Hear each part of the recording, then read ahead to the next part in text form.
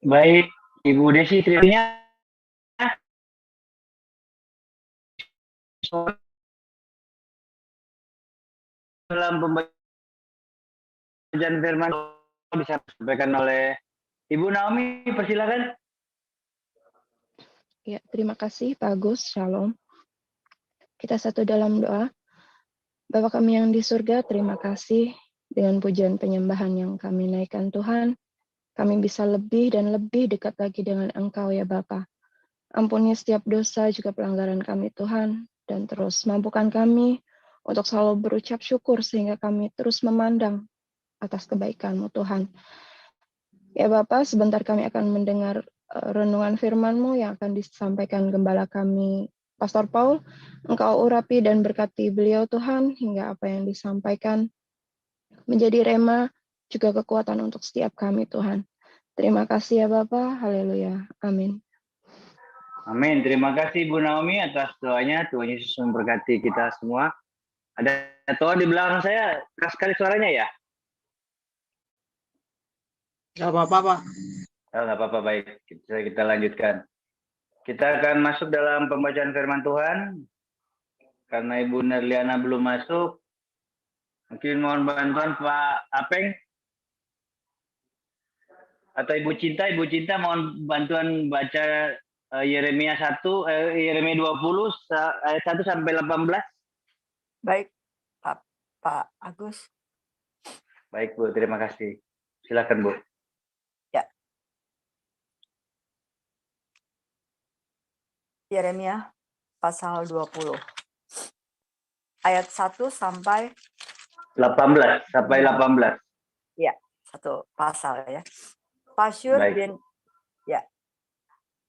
bin Immer, imam yang pada waktu itu menjabat kepala di rumah Tuhan, mendengar Yeremia menubuatkan perkataan-perkataan itu. Lalu Pasyur memukul Nabi Yeremia dan memasungkan dia di pintu gerbang Benyamin yang ada di atas rumah Tuhan. Tetapi ketika Pasyur keesokan harinya mengeluarkan Yeremia dari pasungan itu, berkatalah Yeremia kepadanya, Tuhan akan menyebut namamu bukan Pasyur, melainkan kegentaran dari segala jurusan. Sebab beginilah firman Tuhan, sesungguhnya aku akan membuat engkau menjadi kegentaran bagimu sendiri dan bagi semua sahabatmu. Mereka akan rebah mati oleh pedang musuhnya di depan matamu sendiri. Dan seluruh Yehuda akan kuserahkan ke dalam tangan Raja Babel yang akan mengangkut mereka ke dalam pembuangan ke Babel dan memukul mati mereka dengan pedang. Juga harta benda kota ini, segala hasil jeripayahnya, segala barangnya yang berharga dan segala barang perbendaharaan raja-raja Yehuda akan kuserahkan ke dalam tangan musuhnya, yang akan menjarah, mengumpulkan dan membawa semuanya itu ke Babel.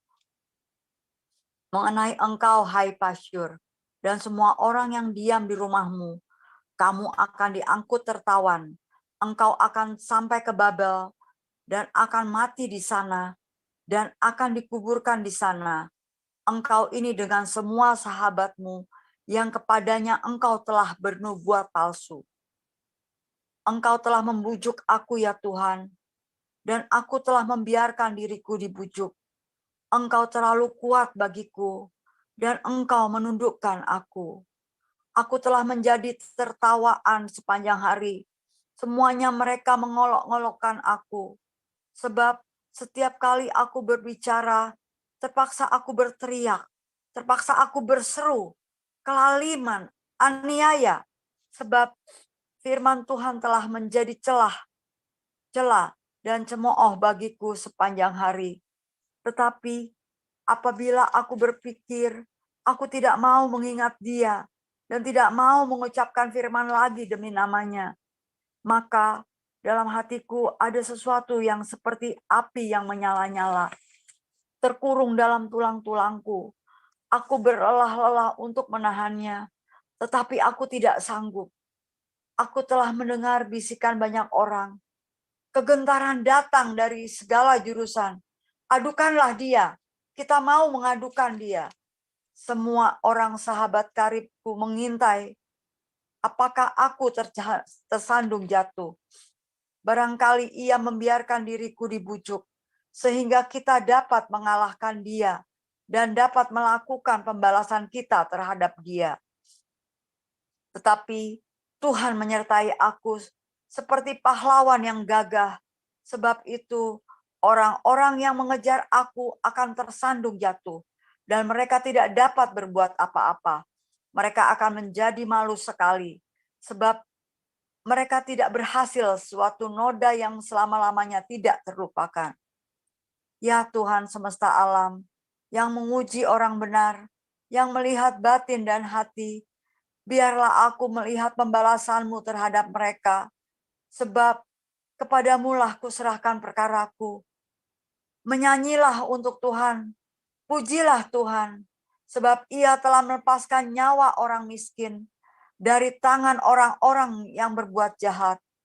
Terkutuklah hari ketika aku dilahirkan. Biarlah jangan diberkati hari ketika ibuku melahirkan aku. Terkutuklah orang yang membawa kabar kepada bapakku dengan mengatakan, seorang anak laki-laki telah lahir bagimu, yang membuat dia bersukacita dengan sangat. Terjadilah kepada hari itu seperti kepada kota-kota yang ditunggang-balikan Tuhan tanpa belas kasihan. Didengarnyalah kiranya teriakan pada waktu pagi dan hiruk-pikuk pada waktu tengah hari. Karena hari itu tidak membunuh aku selagi dikandungkan, sehingga ibuku menjadi kuburanku, dan ia mengandung untuk selamanya. Mengapa kegentaran aku keluar dari kandungan, melihat kesusahan dan kedukaan, sehingga hari-hariku habis berlalu dalam malu. Demikian pembacaan firman Tuhan. Dan terima kasih Bu Cinta atas pembacaan firman Tuhan. Tuhan Yesus memberkati. Bapak Ibu, kita akan masuk dalam pembacaan yang kedua dari Lukas 13 ayat 1 sampai 35. Ibu Sarma mohon bantu bacakan.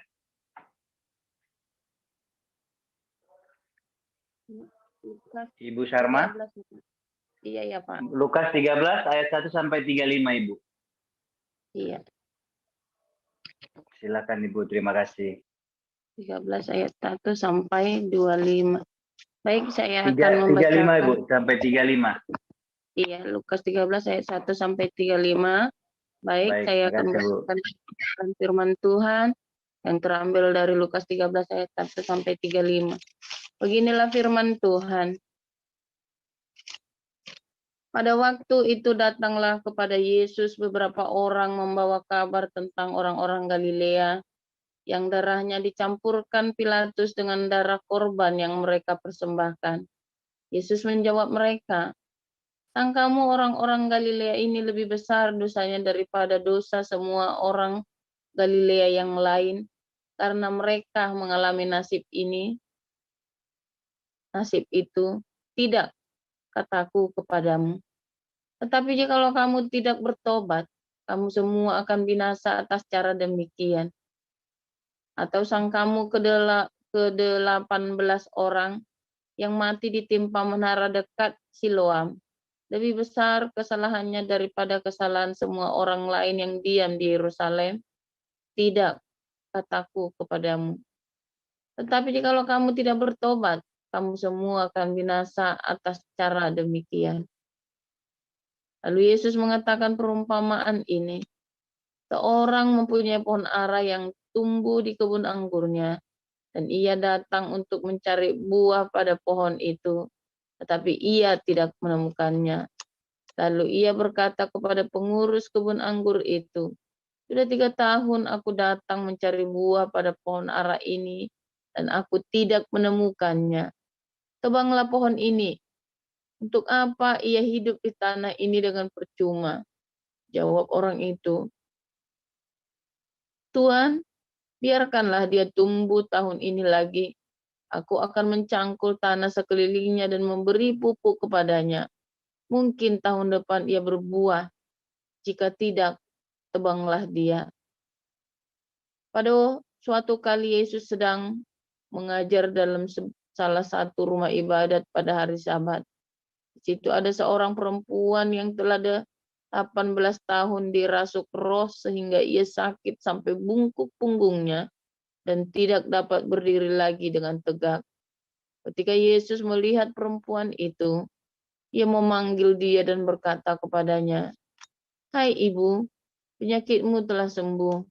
Lalu ia meletakkan tangannya atas perempuan itu, dan seketika itu juga berdirilah perempuan itu dan memuliakan Allah. Tapi kepala rumah ibadat gusar karena Yesus menyembuhkan orang pada hari Sabat. Lalu ia berkata kepada orang banyak, "Ada 6 hari untuk bekerja.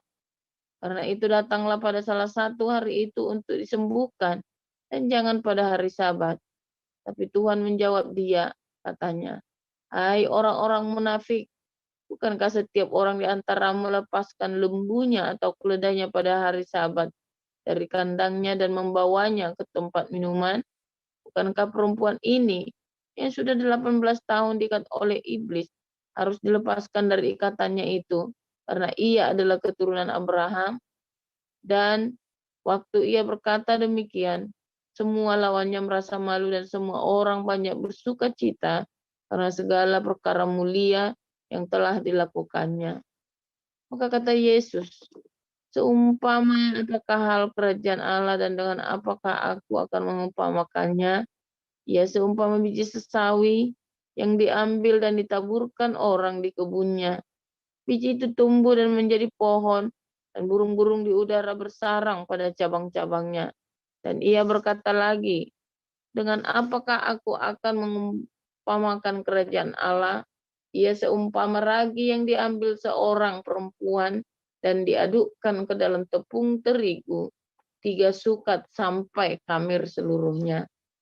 Kemudian Yesus berjalan keliling dari kota ke kota dan dari desa ke desa sambil mengajar dan meneruskan perjalanannya ke Yerusalem. Dan ada seorang yang berkata kepadanya, "Tuhan, sedikit sajakah orang yang diselamatkan?" Jawab Yesus kepada orang-orang di situ, "Berjuanglah untuk masuk melalui pintu yang sesak itu, sebab aku berkata kepadamu, banyak orang akan berusaha untuk masuk, tetapi tidak akan dapat. Jika tuan rumah telah bangkit dan telah menutup pintu, kamu akan berdiri di luar dan mengetok-ngetok pintu sambil berkata, 'Tuan, bukakanlah kami pintu.' Dan ia akan menjawab dan berkata kepadamu, 'Aku tidak tahu dari mana kamu datang.'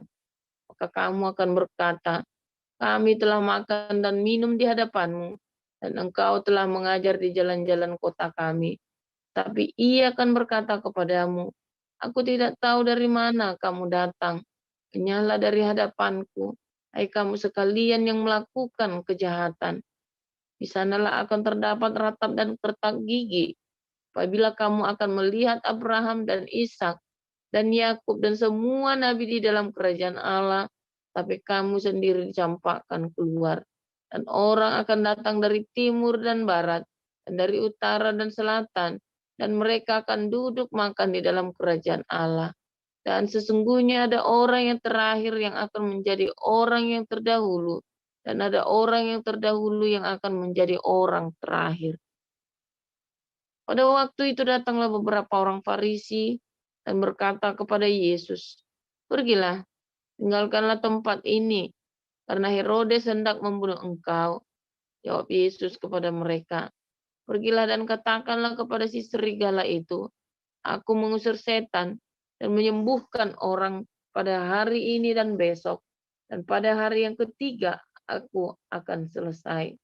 Tapi hari ini dan besok dan lusa aku harus meneruskan perjalananku, sebab tidaklah semestinya seorang nabi dibunuh kalau tidak di Yerusalem. Yerusalem, Yerusalem, engkau yang membunuh nabi-nabi dan melempari dengan batu orang-orang yang diutus kepadamu. Berkali-kali aku rindu mengumpulkan anak-anakmu, sama seperti induk ayam mengumpulkan anak-anaknya di bawah sayapnya.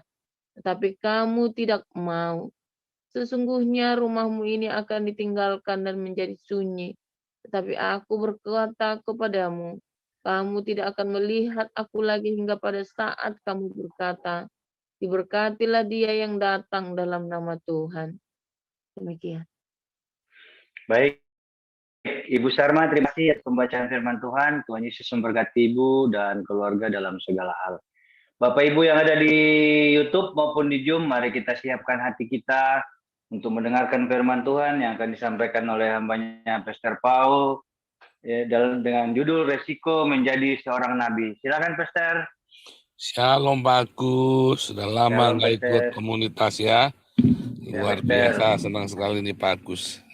Terima kasih. Nah, kita tampilkan tadi ayat 33-nya yang seorang nabi dibunuh di Yerusalem, Pak Yuda. Atau Pak Yuda atau Pak Mulia hari ini yang tugas? Pak Mulia. Pak Mulia ya. Pak Mulia, Pak Minta Mulia. tolong Pak Mulia.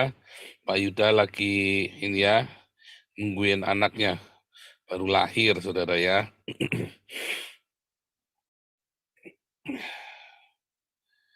Oke, ini bagus ya. Ayat 33.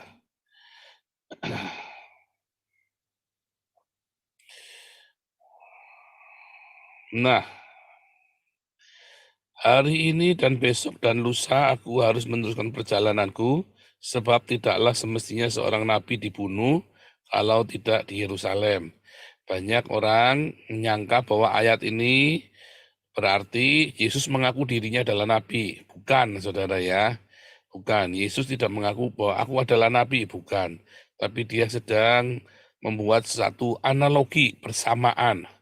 Karena apa yang lebih tinggi daripada jabatan nabi, saudara ya? Nggak ada. Ya kan? Nggak ada yang lebih tinggi dari jabatan nabi. Ya. Untuk yang dibunuh ya, sebab ada dalam era perjanjian lama ada raja, imam, dan nabi. Nah, kalau yang banyak menderita itu adalah para nabi, yang banyak dianiaya, yang banyak tidak disukai, itu adalah para nabi, ya. Makanya Yesus mengatakannya adalah nabi, karena hanya ada raja, imam, dan nabi, saudara ya. Dan Yesus harus menderita karena apa yang ia serukan. Tapi apakah ia seorang nabi? Bukan ya, bukan dalam arti nabi, karena nabi itu berarti dua hal ya. Satu, dia adalah nabi yang dikhususkan ya untuk menulis kitab suci ya, atau untuk menyampaikan satu pesan di zaman itu ya. Tetapi juga ada nabi yang adalah karunia kenabian. Nah, di zaman perjanjian lama ada sekolah para nabi ya. Jadi ada sekolah para nabi, ada sekolah para imam. Nabi-nabi itu sekolah, saudara ya. Sebelum zaman Ezra Nehemia, maka yang ada adalah sekolah para nabi. Semua orang-orang ini dididik untuk menjadi seorang nabi. Ada orang-orang yang diberi karunia nabi, ada yang enggak. Makanya kemudian ada politik ya, ada politik yang membuat ini orang ini bisa jadi nabi. Nah, lalu ketika ada Amos, Yesaya, Yeremia tiba-tiba jadi nabi, loh, kamu ini siapa yang lantik? Nah, kan dipertanyakan, kamu ini dapat otoritas dari siapa? Jadi nabi itu dipolitisir, ya saudara ya. Kayak orang Islam ini ya. Oh, nabi itu hanya 25 saja. Yang lain itu udah boleh jadi nabi. Tapi nabi kami yang paling terakhir, yang lain udah boleh semuanya. Dia ngasih angka sendiri, dia bikin aturan sendiri, ya.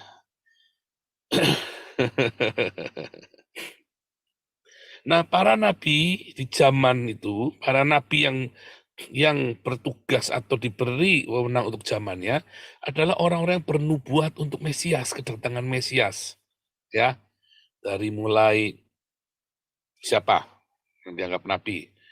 Adam dianggap nabi enggak ya? Dari mulai Adam sampai ke Maleakhi. Itu bernubuat untuk kedatangan Mesias. Ya, kedatangan Sang Kristus atau Mesias. Tetapi ada nabi-nabi yang lain yang memang hanya bertugas untuk menyampaikan pesan saja. Seperti nabi yang menyampaikan pesan kepada Raja Israel, ya. Ada nabi tua, ada nabi muda. Nabi tua, ya, nabi muda datang, ya, hai mesbah, lalu tangannya Raja Yerobeam itu kaku semua kan. Lalu disuruh nggak boleh mampir-mampir, tapi malah mampir ke rumah nabi tua, nggak taunya malah diterkam sama singa, ya saudara ya. Nah, itu ada nabi-nabi seperti itu ya. Nah, ada nabi-nabi yang bernubuat untuk kedatangan Kristus. Nah, Yesus bukan seorang nabi, saudara ya. Karena Yesus tidak bernubuat untuk dirinya sendiri. Ya, artinya tidak bernubuat kedatangannya dia. Dia tidak bernubuat untuk kedatangannya dia sendiri. Para nabi menubuatkan kedatangan Mesias. Kalau para rasul memberitakan bahwa Mesias sudah datang dan akan datang kedua kalinya. Nah, itulah bedanya nabi dengan rasul. Ya, ada dua macam nabi. Yang pertama adalah nabi-nabi yang bertugas bernubuat janji mesianik. Yang kedua adalah nabi-nabi yang punya karunia kenabian, yang memberitakan kritik sosial pada zamannya. Lalu ada rasul, ya, yang memberitakan bahwa Yesus Kristus Mesias Sang Penebus itu sudah datang. Nah, itu ya bedanya ya. Nah, Yesus sendiri tidak pernah mengaku bahwa dirinya nabi. Tetapi ketika perempuan Samaria dan ketika orang ada Petrus, kamu adalah Mesias, maka Yesus mengendorse, ya, akulah Mesias. Tapi ketika mereka, kamu adalah nabi, Yesus tidak pernah mengendorse, ya, aku adalah nabi. Nggak pernah, saudara ya. Tapi ketika bilang, kamu adalah Mesias, anak Allah, ya, akulah Mesias. Ya, Yesus mengendorse, ya. Nah, itu bedanya ya. Saudara, kalau baca Alkitab itu seperti itu.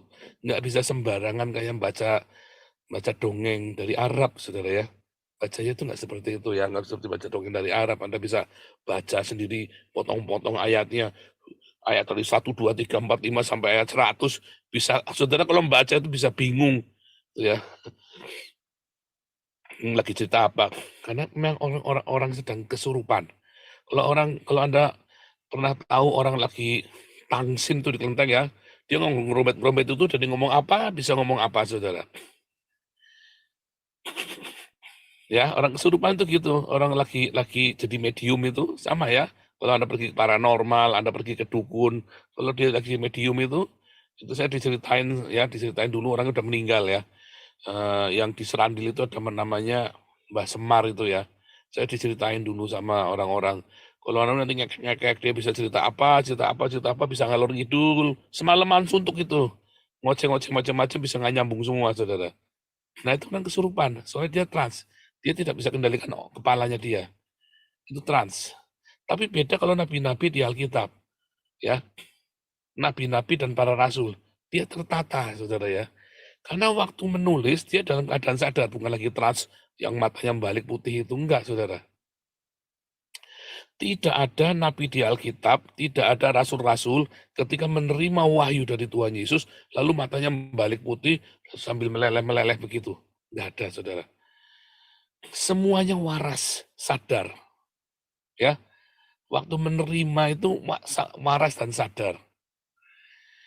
Tetapi nabi-nabi pagan, ya, Zoroaster, Tangsin itu yang di kelenteng itu ya, yang kalau nanti habis Imlek ada bagi-bagi bendera itu, terus nanti ada Tangsin itu yang kalau nusukin badannya sendiri nggak mempan itu ya, terus nanti dia bisa potong-potong lidah, nggak bisa dipotong, terus nanti dia bisa bernubuat segala macam si Tangsin ini ya, bisa ngeramal ya, bisa kerasukan, itu nggak sadar, saudara. Dukun-dukun itu nggak sadar ya. Tapi kalau nabi-nabi di Alkitab dari Adam sampai Maleaki, dari mulai Matius, Markus, Lukas, Yohanes sampai Paulus, 12 rasul, ketika menerima wahyu Tuhan Yesus, mereka dalam keadaan sadar sesadar-sadarnya. Kalau dalam surat itu, surat ini, wahyu ini kami terima dan kami tulis dalam keadaan sehat walafiat, dalam sesadar-sadarnya tanpa tekanan apapun juga. Selalu begitu, saudara ya. Tapi beda dengan pagan. Selalu apa? Kalau ditulis, surat ini kami buat dalam keadaan trans, mata membelalak, membalik putih, liur bercucuran. Ya kan? Dalam keadaan tidak sadar. Karena dikendalikan dibajak oleh roh yang lain, saudara ya. Jiwanya itu akal sehat, akal budinya dibajak oleh roh yang lain. Nah, kemudian ada lagi nabi-nabi yang adalah sebuah suara kenabian. Nah, semuanya namanya nabi, saudara ya. Yaitu orang-orang ya yang menyampaikan kritik sosial, kritik politik, kritik agama ya di zamannya. Ada orang yang menyampaikan kritik sosial, kritik agama, kritik politik ya atau kondisi sosial politik itu ya, budaya di zamannya. Itu juga adalah nabi-nabi, saudara ya. Nah, itulah suara kenabian. Nah, suara kenabian ini bedakan dengan orang mengeluh. Suara kenabian ini pedes tajam, sebuah kritik, namanya kritik ya saudara ya, tajam. Tapi bedakan dengan orang mengeluh. Apa bedanya saudara? Orang mengeluh itu tanpa solusi. Orang mengeluh itu sudah dikasih 1 minta 2, pengennya ngaplok saudara. Ya, kamu ini udah dikasih 2 minta 3, kasih 10 mintanya sekalian 20. Ya, masih ngoceh-ngoceh, masih ngomelin saudara. Pengennya ngaplok saudara ya. Pengennya ngaplok. Kalau enggak ingat saya juga pernah miskin, pengennya ngaplok saudara. Kalau enggak ingat saya juga pernah mental kere, ya. Saya sadar-sesadarnya. Saya pernah punya mental kere juga. Ya, makanya sadar-sesadarnya. Sehingga ketika ada pengurus menghadapi ini ya komunitas kita dengan aneh-aneh, sabar. Kok bisa begitu? Iya, saya juga pernah seperti itu. Saya ngaku salah. Saya juga pernah seperti itu. Ya, sadarnya bagaimana? Sadarnya karena saya ya sadar, disadarkan oleh Roh Kudus. Nggak bisa kita paksa-paksa dia sadar. Yang bisa adalah pokoknya kita ajarin tiap pagi. Makanya wajib ya, para penerima bantuan itu wajib ikut doa pagi. Supaya apa? Supaya sadar sesadar-sadarnya. Ya kita berharap, paling nggak sudah kita ajarin. Itu ya saudara ya. Nah, balik lagi ya tadi ya suara kenabian. Biasanya orang-orang ini menyampaikan dalam rupa puisi, syair, nyanyian, lagu, tarian, drama, teatrikal, operet, atau dalam buku. Ya, seperti Marx, ya kan? Seperti Karl Marx itu kan. Karl Marx, para filsuf, Plato, Aristoteles, ya, Descartes, siapa lagi itu, menyampaikan Hume, mereka para filsuf, para sosiolog yang menyampaikan suara kenabian, kritik sosial. Pada zamannya Nietzsche, sekalipun ateis, ya, suara kenabian itu saudara ya. Siapa lagi? Confucius, ya, Konghucu itu ya, Lao Tse, itu nabi saudara ya. Suara Ki Semar, Mahabharata itu suara kenabian.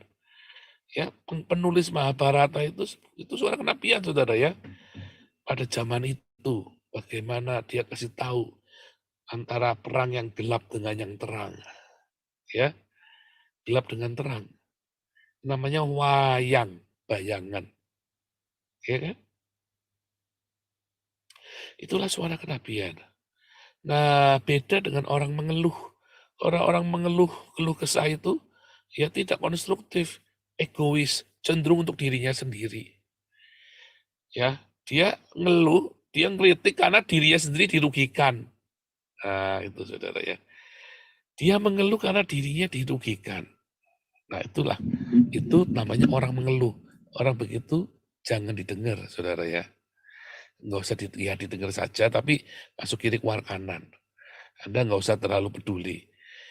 Suara kenabian, dia tidak peduli dengan dirinya. Dia selfless. Dia tidak mencari keuntungan untuk pribadi. Suara kenabian yang betul. Kalau Anda mendengar suara kenabian, ya Anda lihat, ini orang buat dirinya sendiri apa buat secara umum. Dia selfless apa enggak? Selfless ya, bukan buat diri sendiri. Kalau ini buat diri sendiri, Anda nggak usah dengar, saudara. Tapi ketika suara ini adalah untuk umum, bukan buat dirinya sendiri, Anda boleh dengarkan dia, saudara. Sambil diuji, ya. Tahu bedanya ya? Ini orang keluh kesah, sudah dikasih makan, mintanya tambah lagi. Sudah dikasih ini, mintanya tambah lagi. Ngomongnya ini yayasan tidak adil lah, gereja tidak adil. Itu bukan suara kenabian, itu selfish. Karena tidak selfless. Kalau selfless itu tidak peduli dengan sendiri, saudara. Suara kenabian itu bukan buat diri sendiri. Suara kenabian itu untuk suatu komunitas. Dalam gereja, pendetanya banyak berzina, ya hamba-hamba Tuhannya. Dalam gereja yang hura-hura. Bukan buat dia sendiri, tetapi buat komunitas. Selfless, ingat ya, kata kuncinya adalah bukan buat diri sendiri. Bukan selfish, tapi selfless. Ingat-ingat itu ya, kata kunci. Penguji suara kenabian. Anda jangan ngaku-ngaku ini suara kenabian kalau itu adalah sebenarnya buat diri sendiri. Makanya aletheia, kemurnian hati itu penting. Jujur sama diri sendiri itu penting. Ya. Nah itu pengantar, saudara. Lalu ada orang punya benar-benar diberi karunia, Anda diberi karunia kenabian. Saudara tahu resikonya ketika Anda menyampaikan suara kenabian. Saudara akan dikucilkan, tidak akan disukai oleh para pemimpin. Ya, saudara tidak akan disukai oleh para pemimpin. Mengapa? Karena merugikan. Bahkan mungkin saudara akan dianiaya, akan dipersekusi. Hati-hati ya saudara ya. Ketika Anda menghadapi masalah-masalah ketika ya komunitas ini kan sudah mulai berkembang ya. Kemudian Anda menyampaikan, nah ini beda nih. Tadi kan antara selfish dengan selfless.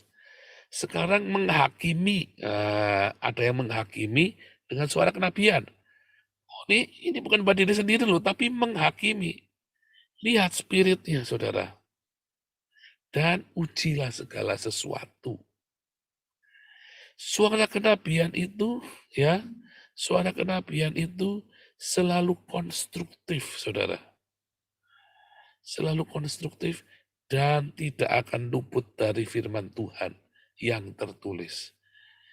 Kalau menghakimi, ya, itu menjudge orang hitam dan putih. Suara kenabian adalah sebuah suara yang konstruktif untuk kebaikan bersama. Kalau menghakimi itu like dislike, suka nggak suka. Ya, saya nggak suka tuh pakai bajunya Pak Agus warna putih, sombong kali, rasanya paling suci aja di sini. Itu like dislike, selera. Ya, penghakiman adalah sebuah selera, suka-suka dia, gayanya dia. Ya, penghakiman juga sebuah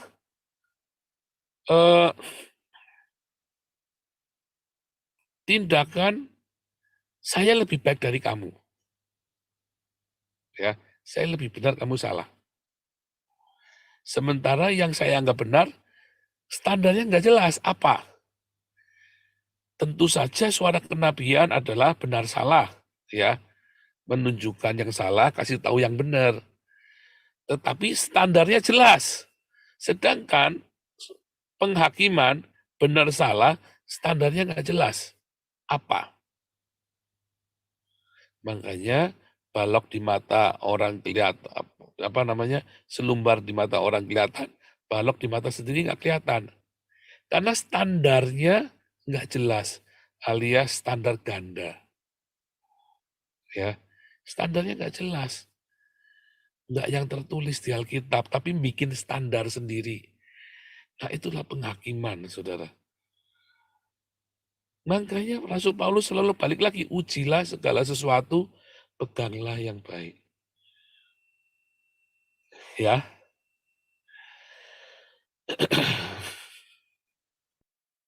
Jadi naik level ya, sekarang penghakiman. Tadi kan selfish, dengan selfless.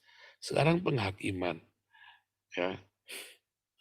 Antara yang satu tadi selera atau standar ganda, ya kan? Repot, saudara. Sekarang anggaplah Anda sudah benar menyampaikan suara kenabian dengan benar. Anda biasanya akan dijauhi, saudara. Anda akan dikucilkan oleh para pemimpin, tetapi Anda akan diikuti oleh para kaum marginal. Karena Anda berjuang bagi mereka. Dan Anda akan ditekan oleh para penguasa. Nah, ini hati-hati, saudara ya. Hati-hati. Karena ketika para nabi ini berjuang, karena kasih tidak bersuka cita, karena ketidakadilan. Orang-orang yang bersama dengan Anda ini belum tentu setia dengan Anda. Nah, ya. Para nabi itu disalibkan oleh pengikutnya sendiri, saudara. Dirajam batu oleh umatnya sendiri. Ya. Kalau nabi itu benar, kalau nabi itu otoriter, bukan nabi dia namanya. Dia tadi penghakiman, otoriter dia. Ya. Makanya seorang nabi itu harus mengosongkan dirinya sendiri supaya dia jangan kepahitan. Wah, seorang nabi itu bisa kepahitan loh, saudara ya. Capek, lelah. Tetapi dalam pengosongan diri, aku ini hanya hamba. Aku ini hanya pelayan, aku ini yang menyampaikan suara. Ketika selfless itu, maka nanti hatimu ikhlas, rela, saudara. Dan suara kenabian itu nanti akan terus bergema. Orang nanti akan tahu kebenarannya. Bahkan ketika segala sesuatunya sudah terlambat. Tetapi setidaknya Anda sudah memberitahu yang benar seperti apa. Di tengah-tengah kesesatan, Anda sudah memberitahu yang benar seperti apa. Kita semua terpanggil menjadi nabi. Kita semua, saudara ya, terpanggil menjadi nabi. Hanya ada yang punya karunia kenabian yang sangat kuat, ya, sebab kasih tidak bersuka cita karena ketidakadilan. Jangan bangga kalau banyak nabi dalam komunitas. Ada orang yang bangga di gerejanya banyak nabi. Itu berarti gerejanya banyak masalah, saudara. Makanya Tuhan bangkitkan para nabi. Para nabi itu selalu ada dalam komunitas. Tapi kalau banyak banget, berarti karena Anda itu biasanya ndablek. Atau nabi-nabi palsu. Bermunculan nabi-nabi, ya kan? Nabi-nabi palsu. Balik lagi, selfless itu penting. Respon, ya, sehingga responnya benar. Kalau sudah selfless, maka responnya benar. Makanya harus aletheia, saudara ya. Harus murni. Anda ini sedang menyampaikan kenapa sih, kepentingannya apa.